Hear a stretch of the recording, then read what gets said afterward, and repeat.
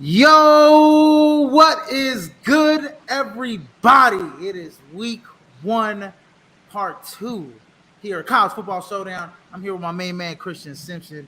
I'm your host, Israel Rivera, and I think Matt James will be coming on the show here with us soon.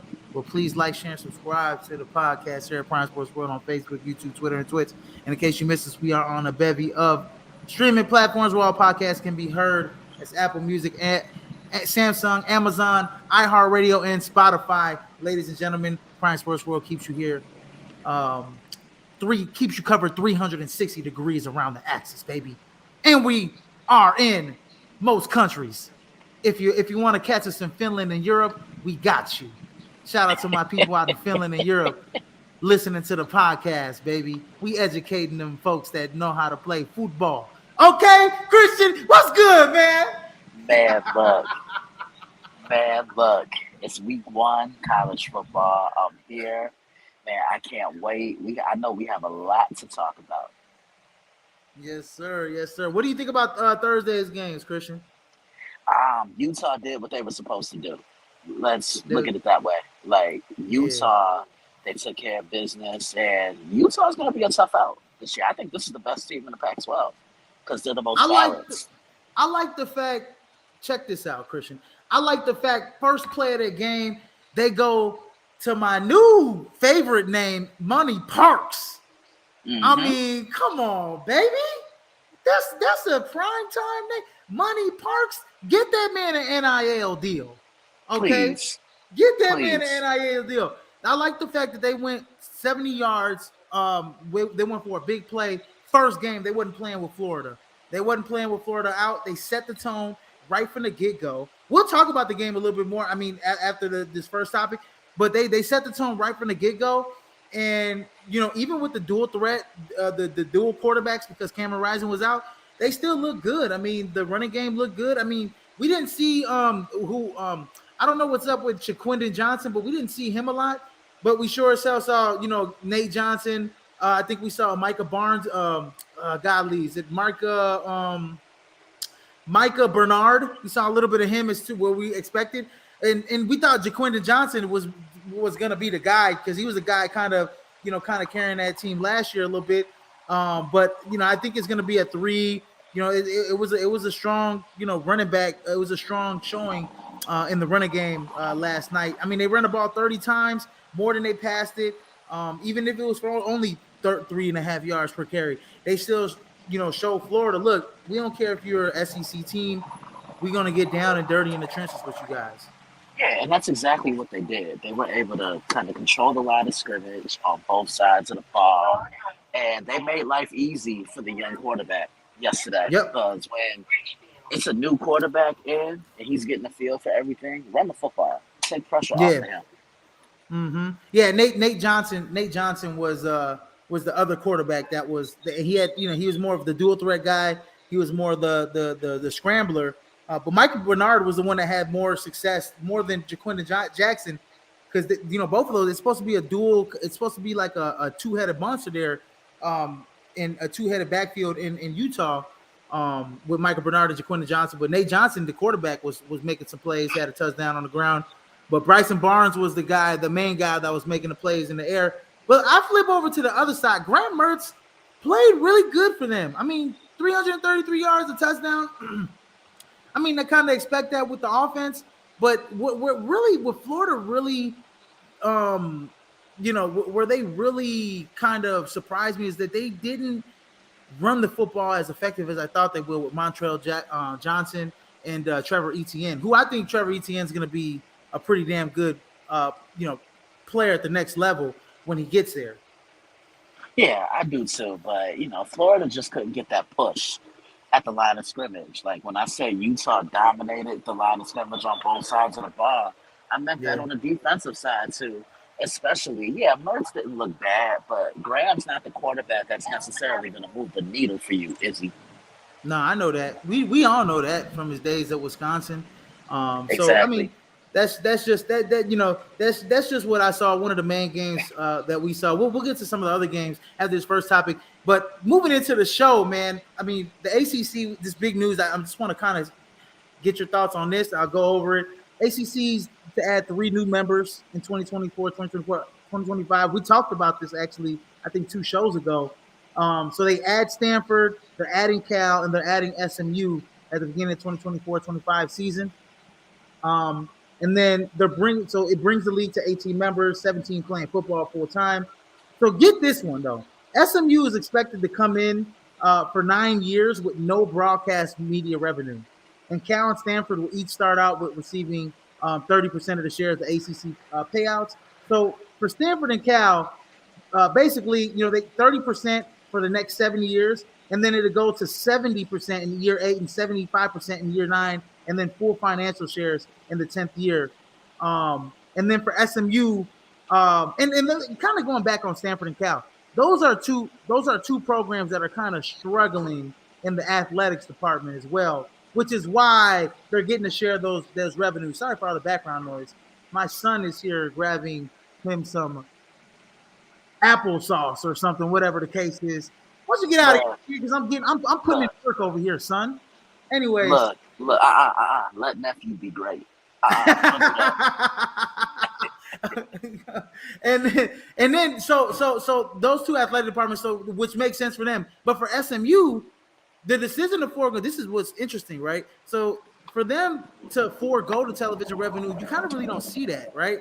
But you have to look at it like this. It gives them a seat at a major conference again, right? They're playing the AAC, which is kind of mid-major, right? But now they get to play in the ACC since the death penalty. Remember in the 80s, right? They didn't play football in 87 and 88. So, and SMU still relies on those wealthy business owners in Dallas, Texas, in the Dallas-Fort Worth area. They have really wealthy boosters in the revenue program. Now, that's probably going to expand now that they are moving to the ACC, and they can make they can have a potential to possibly make the college football playoff year in and year out. So I mean, what are your thoughts on the ACC expanding here? And then your thoughts on the Pac-12. I mean, we kind of already talked about them, but come back around to them. To be honest with you, it just seems like college football it's going to be unrecognizable at this point because teams you've never in a particular conference are going there. I mean, look, Oregon and the Big Ten, that just doesn't make sense to me. I don't know about you, Izzy, but that just doesn't make sense to me. Who's another one? That USC going to the Big Ten. Again, head scratching. And I think what the NCAA is failing to realize is this kind of puts a fork in all the traditions that we know in college football because all they care about is the almighty dollar. The almighty dollar. And then, what's crazy is that all the ACC teams, they play on the Eastern Seaboard. So now you're getting teams from the West Coast playing on the Eastern Seaboard, and you're getting a team from the Southwest, Dallas, Fort Worth, and SMU, Southern Methodist, playing on the Eastern Seaboard. Now that's not bad, but I'm talking about Cal, Stanford. I mean, geez, they're playing all the way Northern California, and they're going Berkeley and God, I forget where Stanford is, but it's in Northern California, and they got to go all the way to the East Coast. To face North Carolina, they got to go face Florida State, they got to face Clemson, all those different schools. So I don't know, it just kind of it seems odd, like you said, like it's the Pac-12 is disintegrating. There will be no Pac-12 no more, in my opinion. Pretty much. I think this is the final year of it, and then all the realigning starts next year. And I'm pretty sure it's for basketball too. So, it's crazy because like the Pac-12 was a strong conference in basketball. Now they're probably going to be part of the Big Ten, which is probably one of the best conferences in basketball as well. So very interesting to see. We kind of knew that the ACC was going to add some new members.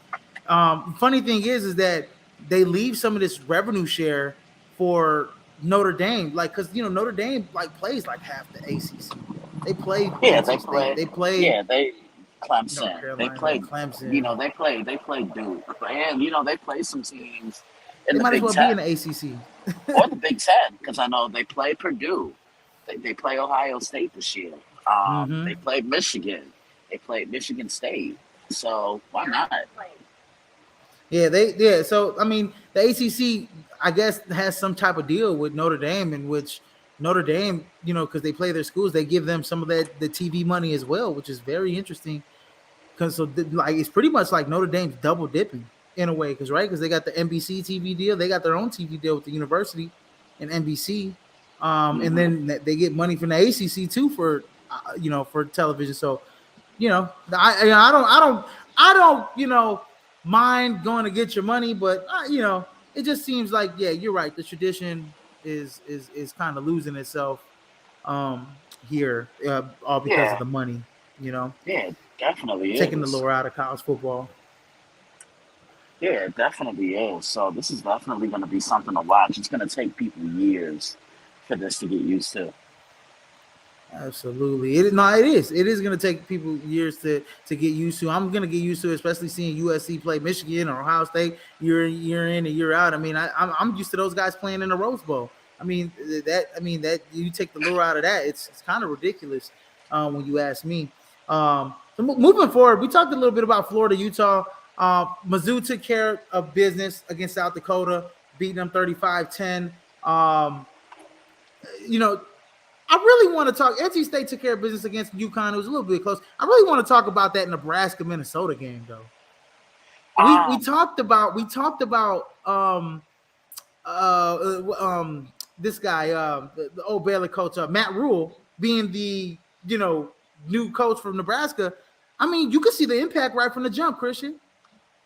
yeah, you definitely could, but Minnesota was just a better team yesterday. They were better coached, and when Matt Rule is definitely more suited for the college game than he is the NFL. Like this Nebraska team is gonna buy in to what it is that Matt's trying to do out there in Lincoln.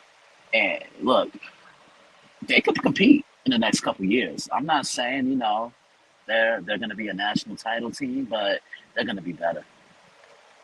Yeah, no, and I think that when it comes to you know Nebraska, I think that team has been notoriously bad for the last few seasons in the Big Ten. But Yeah, I think last night you got to see, like, it wasn't a Matt Rule type of offensive showing, right? We're used to seeing points on the board. But hmm, defensively, we saw something in the second half, especially in the first half. They only allowed Minnesota to score 3 points in Minnesota. We saw yeah, defensively that they had a backbone last night, right? yeah, yeah. And They punched when they it punched came to a Minnesota in the Kessis, mouth. yeah, they punched Minnesota right in the mouth, and they actually had the lead 10-3 going into the fourth quarter. Or no, Hmm. three to yeah, it was 10-3, pretty much in the last half of the fourth quarter, right? And so Minnesota came and scored 10 points in the fourth quarter, and that was all she wrote, and kicked the field goal at expiration. But I mean, I like what I saw out of Nebraska. I think this is going to be a tough team. I think Matt Rule in a couple years is going to have this team back in the thick of things in the Big Ten. Yeah, I agree. I was impressed with what I saw from Nebraska, but Minnesota, they were just a couple of steps ahead. You know what I'm saying? Mm-hmm. But yeah, no, Nebraska, I was impressed. Like you said, they had a backbone. Yeah, they definitely did have a backbone last night. I can't wait to see when Matt Rule starts getting more of his recruits coming in. What Nebraska's going to look like, because we all know. I mean, Nebraska in their heyday. I mean, God. I mean, look at what happened on a Wednesday night for women's volleyball. 92,000 showed up. They packed Memorial Stadium every single game at home. Those fans love that football team. I mean, it's pretty much the only ticket, like hot ticket in town on a weekend, right? So everybody's gonna pack that stadium. And I mean, it's a great campus, it's a great atmosphere, and for them to not be good, I mean, it's a disservice to that community, to the student body, right? To the people that follow Nebraska. So I would love to see how Matt Rule shakes out. I think he'll make them a player again Yeah, in a couple definitely. seasons. Yeah, definitely. The way I look at it, man, Nebraska got themselves a good hire. Scott Frost just couldn't get the job done. Nah, he didn't. And he had a great run at UCF. I mean, Scott Frost, don't get me wrong. I mean, UCF, he didn't have any expectations. He played in a weaker conference, but once he got to the big boys, I mean, he just couldn't adapt to the Big Ten. and that's all that is. That's all that Basically, is. yeah, Yeah. yeah, So look, last week, ladies and gentlemen, we did a week one, part one games to watch. This week we're doing week one, part two, just because of the fact that it's a full slate of games. This Friday, Saturday, Sunday, and Labor Day Monday. Shout out to everybody that's not working on Labor Day. It's a travesty if you are. Um, there's some people that are working on Labor Day. I don't know what the hell's going on with people. But anyways, first game on the slate, and I know you got this one previewed, locked in the preview section here. Colorado versus number 17 TCU. Christian, yeah. have the floor. Go ahead, man. Yeah. We know we previewed this. We previewed this on the site. Go check out the site, the Daily Blitz blog. Become a subscriber today. Colorado's been a talk of the off season all year long. And that happens when you have a Hall of Famer in football royalty now coaching your team in Deion Sanders, but he's working with house money because he has a whole bunch of transfers. Now, TCU, I think people fail to realize the last time we saw them, they were getting it handed to them in the national title game. But when I look at TCU, they're the runner up for a reason. The Chandler Morris era starts back up. They have better pass catchers, and the defense is going to be more experienced. And I'm watching Josh Newton. We've talked about him. You've heard me rant and rave about this kid. And what did I say? You cannot wear the number 24 and be a cornerback and be a slouch. Charles Woodson, Darrell Revis, Ty Law, and Champ Bailey all wore these numbers. And where are they? All of them are in the Hall of Fame. It's going to be key for Colorado to start. They have to start quick. They got to come in and punch them in the mouth. But here's the bigger thing. We know about TCU. We really don't know what Colorado's going to show. And I think TCU wins this game convincingly. Um, yeah. So for a lot of the transfers that are coming, they got a lot of transfers coming, especially like HBCU guys that were on the NFL radar. They got a lot of young form. They got the what's his name, McClain, who's the number one cornerback in the nation. He's probably going to be a day one starter. Travis Hunter is probably going to play two ways, and he's going to be like another. But he's more or less on the offensive side of the football, right, Christian? They're going to use him Right. more as like their best wide receiver. He's going to play seldomly kind of on the defensive end.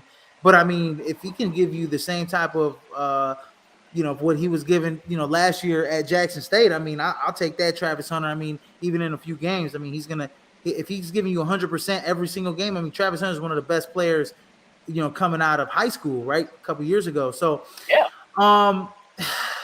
Shedeur Sanders, that's my key, right?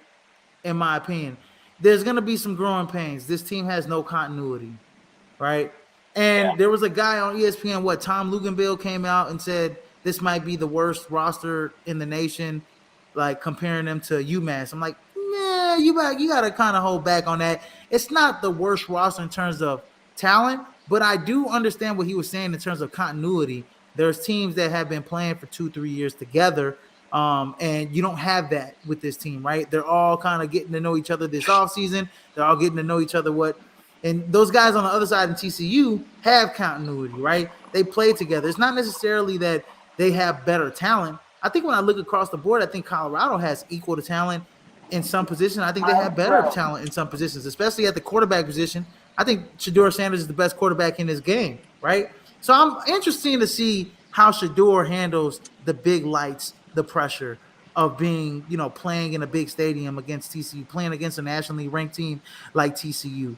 I do think that TCU wins the game, but I think it'll be close. I don't think it'll be convincingly like TCU beats them down. I think TCU it'll be probably like a 7-point win, as opposed to people saying that it'll be like a 21-point blowout.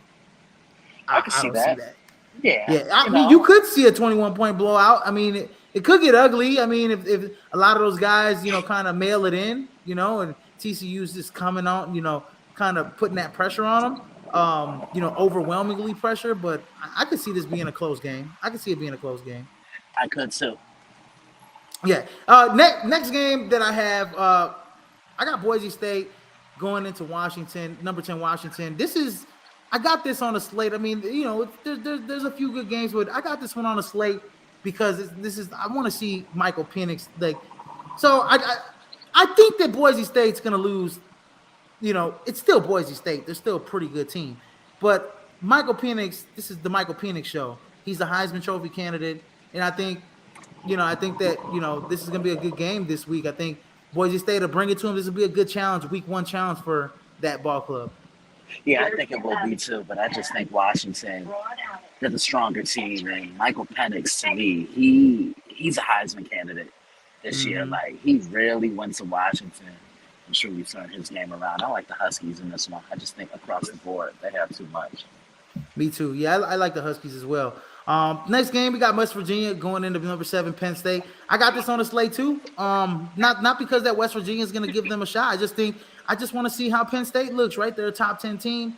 I want to see Nicholas Singleton and Katron Allen. Yeah, so I want to see how those guys come out strong this week. I want to see how Penn State comes out strong this week. They're a college football playoff player. And if they could come out and beat West Virginia convincingly, I think they show the nation that they're for real. This game comes down to 2 things. Who's going to run that ball more consistently, and who's going to stop the other team's ground game. And West Virginia, this is a tough environment for them to go in. I'm taking Penn State. I just think that tandem of Allen and Singleton, it's going to be too much for West Virginia to overcome. And I trust Penn State a little bit more than I trust West Virginia, Izzy.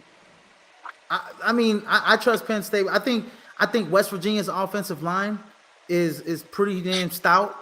I think Penn State's front 7 is just better. Chop Robinson, Adisa Isaac, both of those guys are solid as hell at the ends. At the defensive end position, and then Abdul Carter is one hell of an outside linebacker. He had 16. He had all 3 of those guys had 16 sacks last season. So I expect those guys to be disruptive all game long. But West Virginia has a guy in Garrett Green, man. He's a dual threat quarterback. I mean, he has only 2 starts, but I mean, this kid can He looks like I have heard some good things out of in the offseason about this kid. And then quarterback Drew Allar, right? Sean Clifford's at the next level. He's playing for my Green Bay Packers. Yep. We want to see how this kid plays for Penn State. We want to see how he is mature as a sophomore.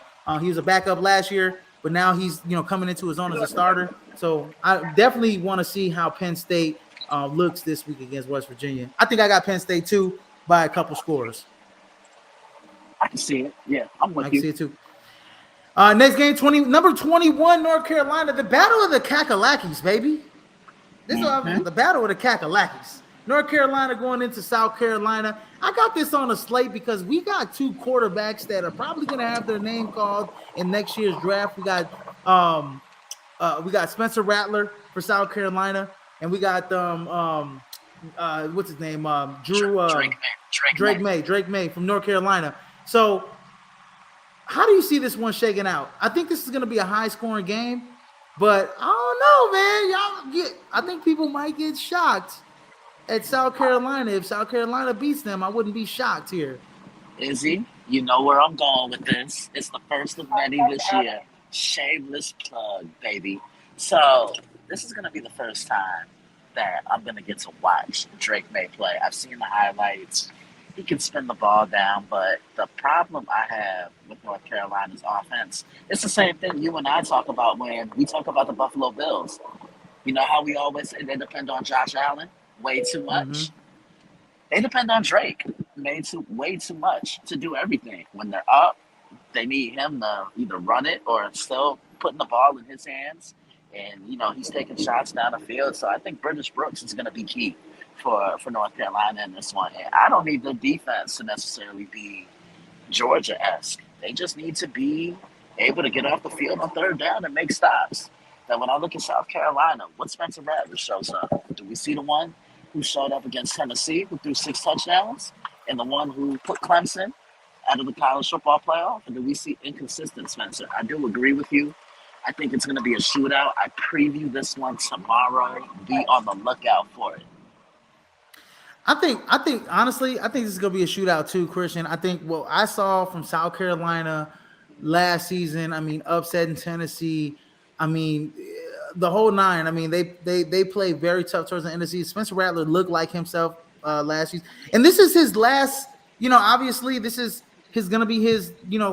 I think this is gonna be his last year where he can really jump back into the first round.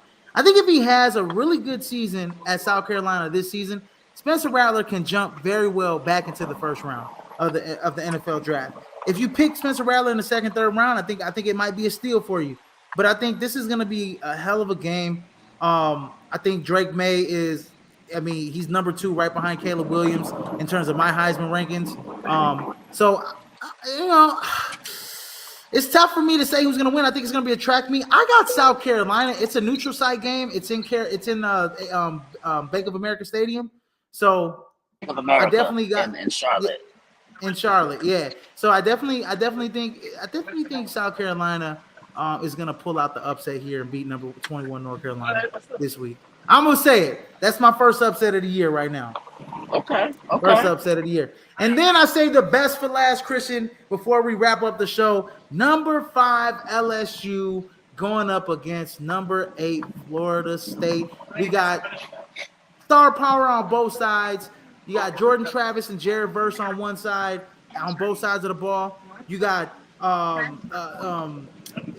Godly. You got my coach from the old coach from Notre Dame, Brian Kelly. You got my old quarterback from Arizona State here. Godly, the name's mistaking me, but we also got Harold Perkins Jr. on the other side as well. So I mean, this is going to be a hell of a matchup here on Sunday. Who do you see this win? Who do you see winning this? This is in Orlando.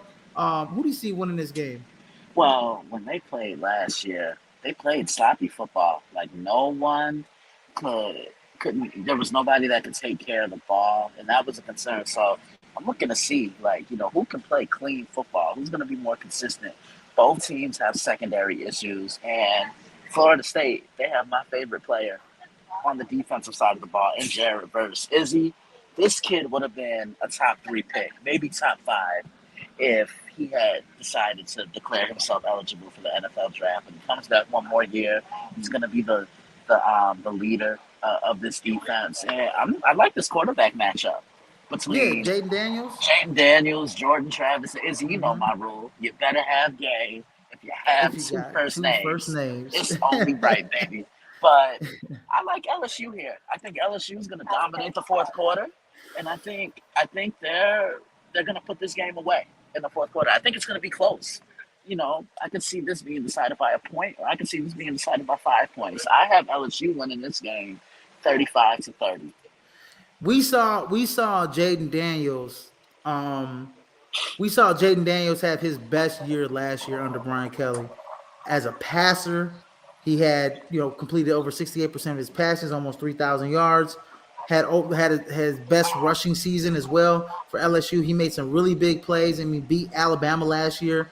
So we know that this kid's gonna bring it. Jordan Travis. I feel like Jordan Travis to start the season is kind of getting disrespected a little bit, in my opinion.